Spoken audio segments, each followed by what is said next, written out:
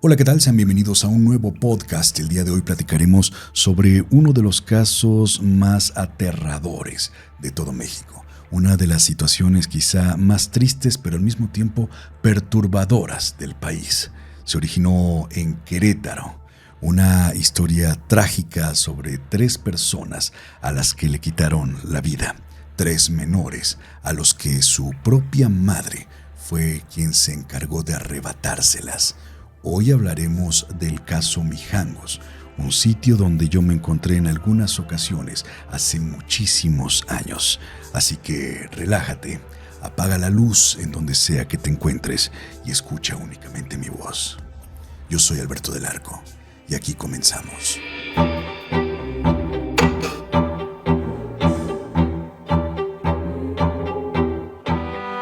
En el año de 1989, en la madrugada del 24 de abril ocurrió algo terrible, algo que jamás nadie se hubiera esperado y mucho menos en Querétaro, México. Una madre religiosa de 33 años de edad, catequista, muy guapa ella. Resulta que en un momento perdió la cabeza y se encargó de arrebatarle con cuchillos de cocina la vida a sus 3 hijos, de 11, de 9 y de 6 años. Algo que pudo haber conmocionado a toda esta ciudad y quizá al mundo entero, si es que hubieran existido las redes sociales como las conocemos en este momento. Algo que seguramente conmocionó a los vecinos y a toda esta ciudad en su momento, en aquella década de los 80s. Algo terrible, puesto que Claudia Mijangos, la llena de Querétaro como la llaman, fue la encargada de quitarle la vida a sus 3 pequeñitos. Cuánto odio, cuánta enfermedad, cuántas atrocidades debieron haber pasado por su cabeza como para poder haber realizado este filicidio. Resulta que hay muchas personas que cuentan diferentes historias. Muchas versiones se han originado desde aquel terrible día, desde aquella madrugada. Unas de ellas señalan que unas voces hablaban al oído de Claudia cuando ella se encontraba completamente sola y la incitaban a practicar este atroz acto, a terminar con la vida de sus 3 pequeños. En algún momento ella lo hizo, después de escucharlas constantemente. A la mañana siguiente de que ocurrió el triple asesinato, ella se encontraba en estado catatónico prácticamente afuera de su casa, en la escalera, sentada, toda llena de sangre. Cuando una vecina llegó y se acercó para preguntarle qué es lo que había pasado con ella, ella simplemente estaba fuera de sí, perdida en el limbo, como viendo al horizonte hacia la nada. Se encontraba en un estado muy extraño, como si hubiera estado inducida por algo que la mantenía de esa forma. Evidentemente hablaron a las autoridades al darse cuenta que su vestido estaba lleno de sangre. Cuando los peritos, las autoridades y el personal correspondiente de ciencias forenses entra a esta propiedad, se dan cuenta de algo espantoso. Se dan cuenta de que tardó 3 horas en acabar con la vida de sus pequeños y que los persiguió por toda la casa con cuchillos de cocina. Los pasillos estaban llenos de sangre, como si los hubiera arrastrado por todas partes. Y es que sí, en algún momento ella decidió arrastrarlos para llevarlos hasta la habitación principal, donde decidió apilar los cuerpos uno encima de otro y dejarlos ahí, como si estuvieran durmiendo simplemente. Esta escena seguramente heló la piel y la sangre de cualquiera que lo hubiera visto. En algún momento, cuando me tocó hablar sobre este caso y conocerlo un poco más de cerca, estuve con las autoridades de Querétaro y personalmente me mostraron el archivo policíaco de aquella época. Yo vi las fotografías, a mí me las mostraron y eso era espantoso. Lo que llegué a ver en las imágenes me ha dejado marcado para siempre y son imágenes que no puedo olvidar hasta el momento. Desde el vestido de Claudia Mijangos, que se encontraba completamente lleno de sangre, hasta ver la imagen de aquellos pequeñitos apilados en una cama. Eso sin mencionar los pasillos, cómo se encontraban llenos de sangre por todas partes. Me imagino el momento de desesperación, el momento de angustia y el momento que vivieron estos pequeñitos cuando vieron a su madre completamente trastornada, persiguiéndolos por toda la casa para quitarles la vida. Seguramente fue una escena aterradora, una escena espantosa. A partir de ese momento, los rumores, las leyendas y las historias en la colonia, una colonia residencial, no se hicieron esperar. Muchas personas platicaban sobre lo que había ocurrido, pero lo más impresionante era saber que muchas personas afirmaban que después de esto, los niños parecían seguir gritando en su casa. Las pisadas de gente corriendo todavía se escuchaban. Esto es lo que platicaban algunos vecinos que en algún momento llegaron a hartarse, que en algún momento decidieron levantar una barda ayudados por las autoridades, una barda de 6 metros para que nada ni nadie pudiera entrar más a esta casa, pues empezó a llenar de muchos curiosos que se acercaban a conocer un poco más sobre el caso de estos pequeñitos a los que les arrebataron la vida en esa propiedad. Una finca no muy grande, pero tampoco pequeña. Una finca donde estos pequeños estuvieron corriendo durante la madrugada de ese 24 de abril de 1989, donde seguramente intentaron ocultarse de su madre al ver que estaba buscándolos y al ver cómo a cada uno de sus hermanitos les iba arrebatando la vida a través de puñaladas. Una imagen desgarradora, una imagen aterradora la que tuvieron que ver estos pequeños. Desafortunadamente ninguno de ellos puede contar la historia. Y desafortunadamente estos hechos quedaron marcados para siempre en aquella propiedad. Una finca que quedó en el abandono durante muchos años hasta la fecha, que incluso me parece que están por venderla o que quieren venderla. Interesante esto. No sé si hay alguien que pudiera atreverse a comprarla después de saber la terrible historia que tiene, el pasado tan oscuro que guarda entre sus entrañas, entre sus muros, entre sus pisos. La realidad es que Claudia Mijangos fue llevada a un hospital psiquiátrico, puesto que diagnosticaron que tenía esquizofrenia. 30 años estuvo recluida ahí. Y se dicen muchas cosas.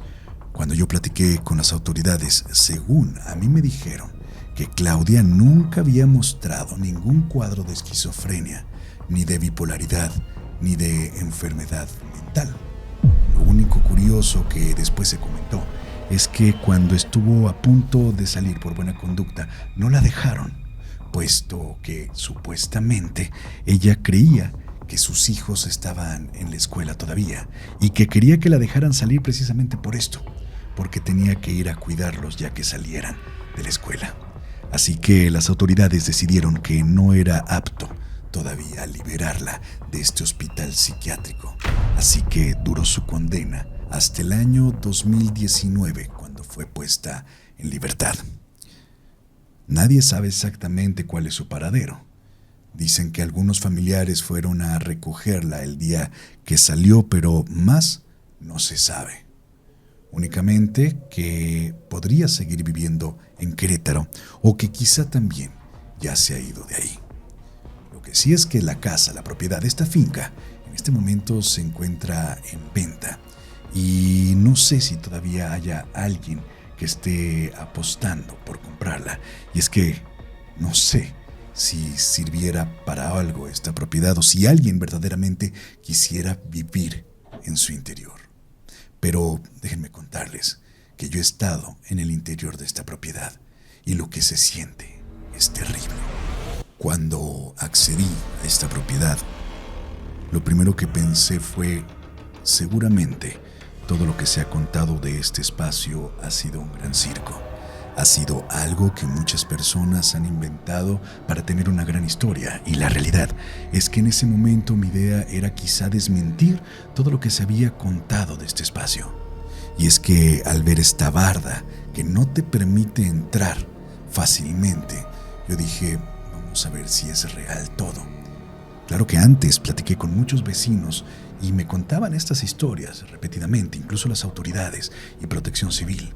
Me decían que, en efecto, que en este lugar todavía lograban escuchar algunos gritos, algunos pasos de niños corriendo de un lado a otro, como si todavía permaneciera este dolor o ese momento en que todo ocurrió.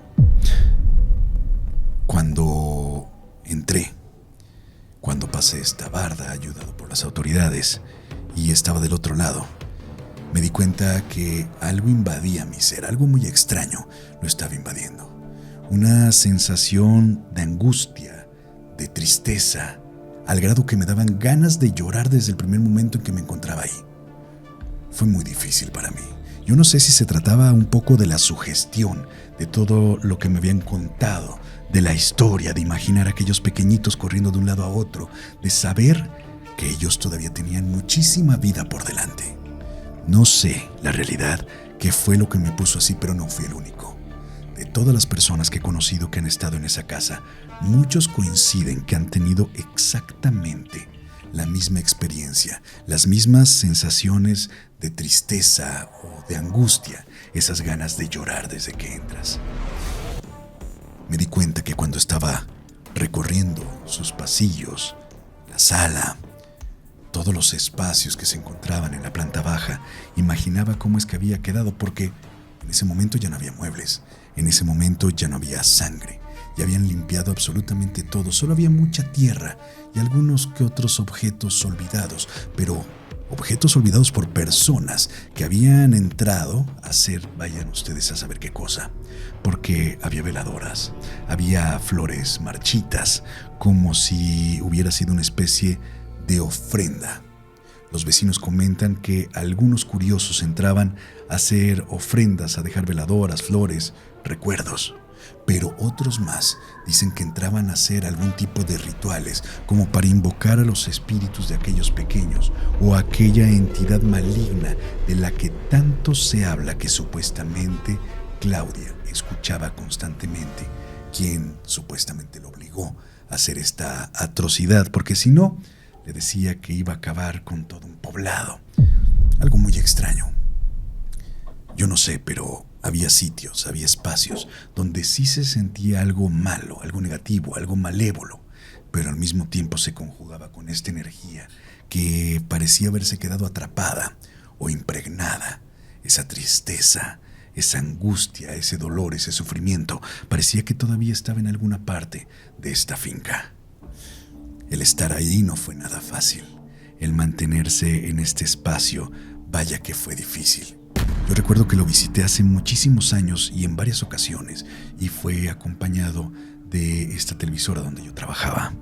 Me acuerdo perfectamente que escuchábamos todavía aquellas pequeñas voces de niños, algunos gritos, de esos momentos donde no sabes identificar exactamente de dónde están proveniendo aquellos ruidos, aquellos gritos, de eso que no sabes identificar si vienen de alguna habitación, si viene de entre los muros o incluso si viene de afuera de la propiedad, que se me hace muy difícil imaginar que pudieran venir del exterior, puesto que entramos a altas horas de la noche y difícilmente podría haber niños jugando en las calles todavía, o incluso niños despiertos, como si fueran algunos vecinos.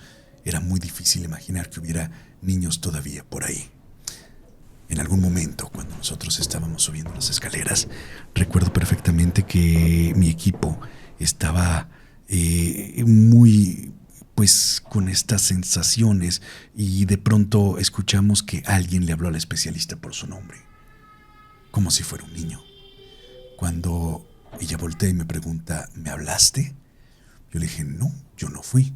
Voltea con los camarógrafos, voltea con la demás gente y le dice, ¿ustedes me hablaron?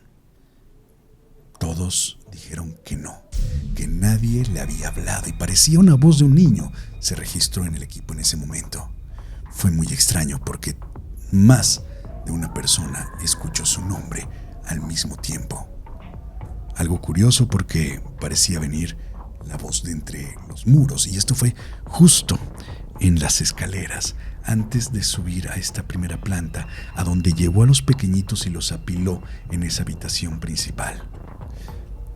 Cuando uno se encuentra al interior de esta finca, se pone a pensar muchísimas cosas. Se pone a pensar cómo es que por esos lugares corrieron estos pequeñitos, cómo es que en la cocina se encontraban estos cuchillos y cómo es que ella los tomó para acabar con la vida hasta que se desangraron. 3 horas duraron estos pequeños en que se les fuera completamente la vida por completo. Imagínense esta triste agonía que ellos sufrieron al ver cómo su propia madre acabó con su existencia. Debió haber sido muy difícil, muy complicado, y más para unos pequeñitos. Si hay uno de los lugares que pueden ser un poco más impactantes en cuanto a lo que se siente, es la habitación principal. La habitación en donde dejó los 3 cuerpecitos de los pequeños. Se siente muy raro, pero hay algo extraño también ahí. Cuando entré al baño, había algo muy raro. Una sensación maligna, una sensación malévola, algo no muy bueno parecía estarse escondiendo en ese baño, donde claramente podía ver una tina que ya estaba quemada, que seguramente cuando estuvo en abandono muchas personas entraron a hacer todo tipo de cosas y quizá se les prendió, se incendió, hay partes quemadas en este baño. Pero ahí es donde se sentía algo muy malo, algo muy negativo que parece que se encuentra en este lugar. No sé si pudiera tratarse de aquella voz que tanto escuchaba Claudia, que le ordenaba, que la incitaba a que cometiera todos estos actos. Quizá alguna especie de entidad maligna, malévola, algún tipo de demonio. Por supuesto que no fue imputada a prisión, como quizá tuvo que haber sido, porque supuestamente era esquizofrenia lo que ella tenía. Pero bueno, sabemos que también en muchos juicios a veces apelan de esta manera para que no pisen la cárcel y que vayan mejor a un hospital psiquiátrico. Eso solamente lo van a saber ella y su abogado. Lo cierto es que alrededor de esta historia se dicen muchas situaciones muy extrañas. Se habla de que gran parte de culpa la tuvo supuestamente un amorío que ella tenía con una persona que era el director de la escuela de sus hijos, y que este director era un religioso católico. Extrañamente, después de este suceso, de estos hechos, a este director deciden moverlo de ahí y cambiarlo hacia otro lado. No se sabe muy bien del paradero de esta persona, pero también hay algo extraño dentro de esta historia. Muchas personas se preguntan sobre el padre de estos pequeños. ¿Dónde es que él estaba cuando ocurrió esto? ¿Dónde se encontraba este señor cuando pasó todo? Hay quien dice que este señor y la señora Mijangos ya tenían muchos problemas desde antes, y supuestamente él hizo declaraciones donde afirmaba que ella no se encontraba muy bien de su salud mental y que en momentos decía cosas muy extrañas o algunas incongruencias, y que ellos ya tenían bastantes problemas. Y de hecho, después de, al cabo de 1 o 2 meses, este señor ya no estaba viviendo con Claudia en la casa donde estaba toda la familia. Es por eso que este señor no estaba, y cuando hace las declaraciones dice que en efecto ella no se encontraba muy bien ya de sus facultades mentales. Imagínense qué fue lo que sintió este padre al saber la noticia, cuando le cuentan que su mujer acabó con la vida de sus 3 hijos. Seguramente se le acabó el mundo en ese momento.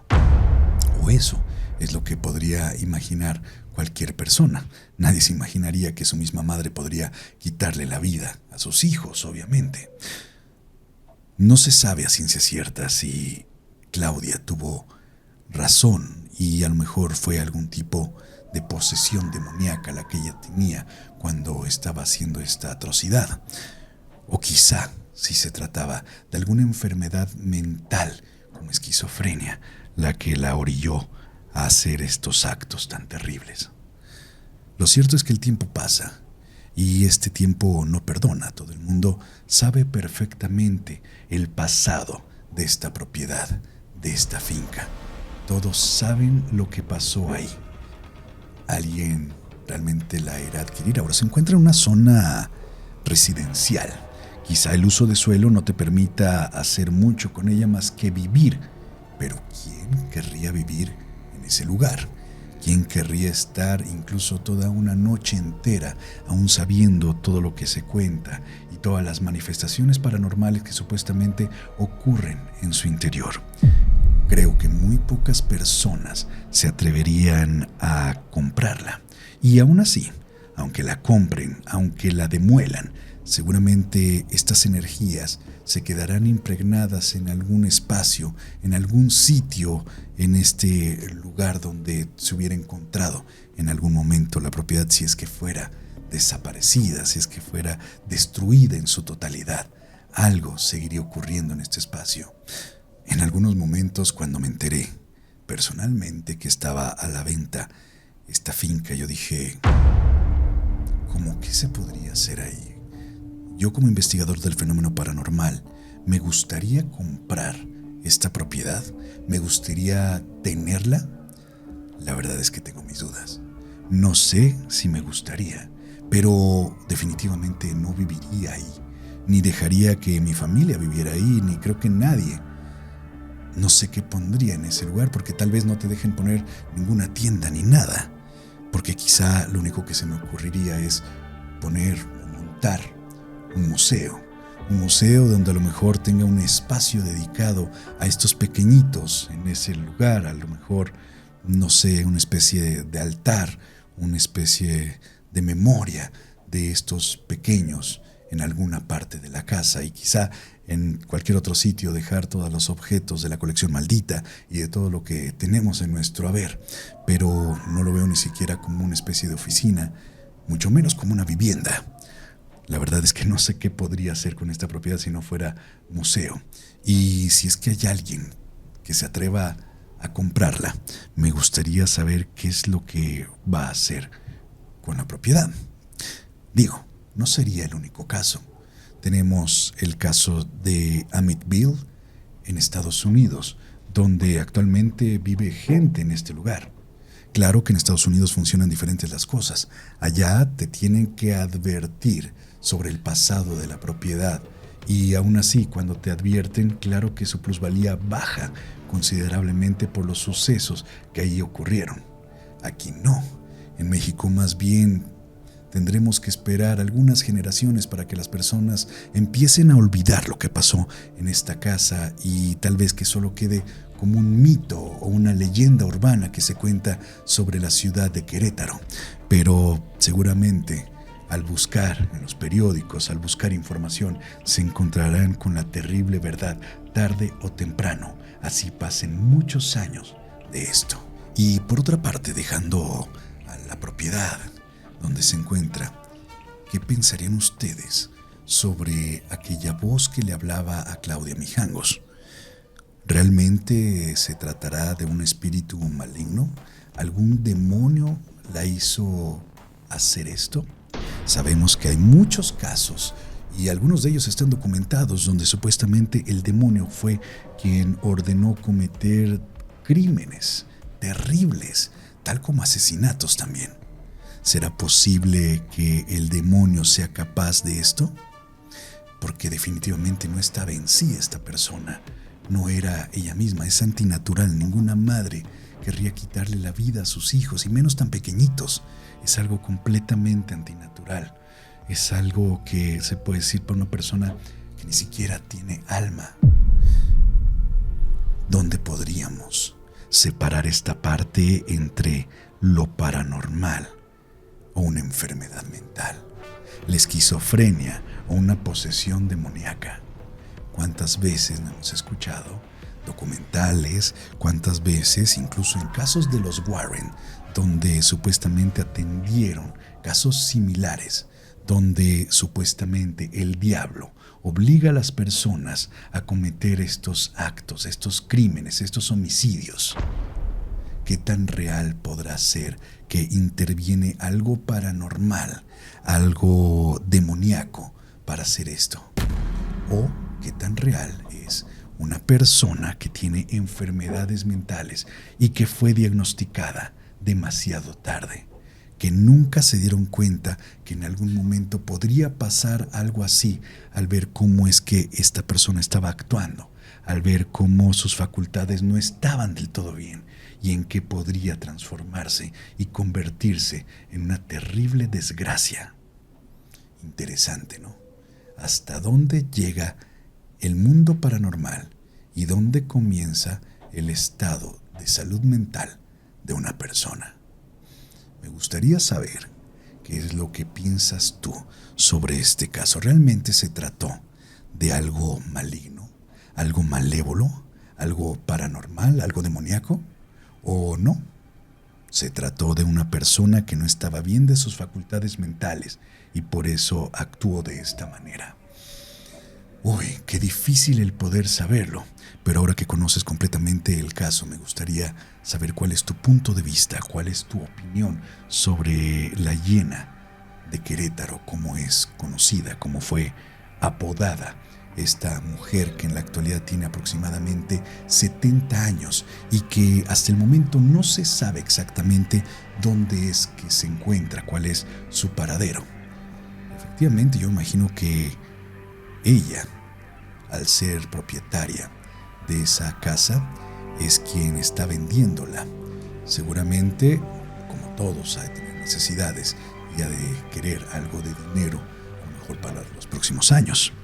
O si no, si es que ya no vive, tal vez su familia sean los encargados de querer vender esta casa y olvidarse absolutamente de todo lo que manchó a toda una familia. Me gustaría saber cuál es tu punto y cuál es tu opinión sobre la famosa Casa Mijangos. ¿Será que debería de comprarla yo? Yo soy Alberto del Arco. Hasta pronto.